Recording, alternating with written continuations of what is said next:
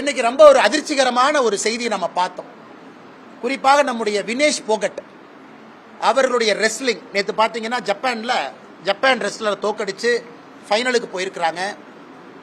அது Japan wrestler உலகத்தில் number 1, 52 match தோல்வியே அடையாத ஒரு ரெஸ்லரை 50-0 அந்த ரெஸ்லரை தோக்கடிச்சு நேற்று இன்னொரு ரெஸ்லரை தோக்கடிச்சு இன்னைக்கு ஃபைனல்ஸ்.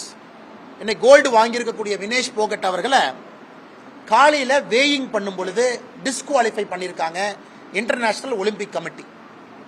இதன் மூலமாக வினேஷ் போகட் அவர்கள் இந்த ரெஸ்லிங்ல எந்த மெடலும் கிடைக்காத ஒரு நிலைமை நமக்கு ஏற்பட்டிருக்கு.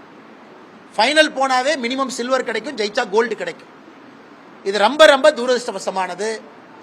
குறிப்பாக நம்முடைய இதயத்தை எல்லாம் இது கணக்க செய்திருக்கிறது.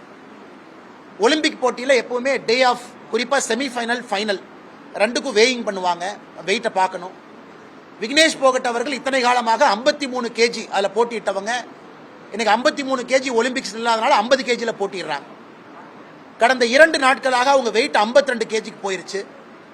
கடினமாக பயிற்சி எடுத்து இரவு முழுவதும் தூங்காம 1 கிலோ 900 கிராம் குறைச்சிட்டாங்க. இன்னைக்கு காலையில் வேயிங் பண்ணும் பொழுது 50 கிலோ 100 கிராம், பாருங்க 50.1 கேஜி. வேயிங்கை விட 100 கிராம் அதிகமாக இருந்திருக்கிறாங்க. ஆனால் இன்டர்நேஷனல் ஒலிம்பிக் கமிட்டி டிஸ்குவாலிஃபை பண்ணி இப்போ அவங்க சமீபத்தில் மருத்துவமனையில் அட்மிட் ஆயிருக்கிறாங்க டீஹைட்ரேஷனில். நம்முடைய பாரத பிரதமர் அவர்கள் இப்போ சமீபத்தில் ஒரு செய்தி வெளியிட்டிருக்கிறாங்க.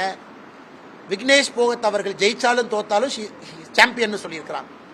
அதனால் மெடலை பொறுத்து இல்லை, முழு இந்தியாவும் கூட இன்னைக்கு விக்னேஷ் போகட் அவர்களோடு நாம் இருக்கின்றோம் என்கின்ற ஒரு முக்கியமான செய்தியை பிரதமர் சொல்லியிருக்கிறாங்க. இன்னைக்கு நாம் தமிழர்களாக இருக்கக்கூடிய நாம் எல்லோரும் கூட விக்னேஷ் போகத் அவர்களோடு உணர்வோடு இருக்க வேண்டும் என்கின்ற ஒரு வேண்டுகோளையும் பத்திரிகை நண்பர்கள் மூலமாக இந்த நேரத்தில் சொல்லிக்கிறோம்.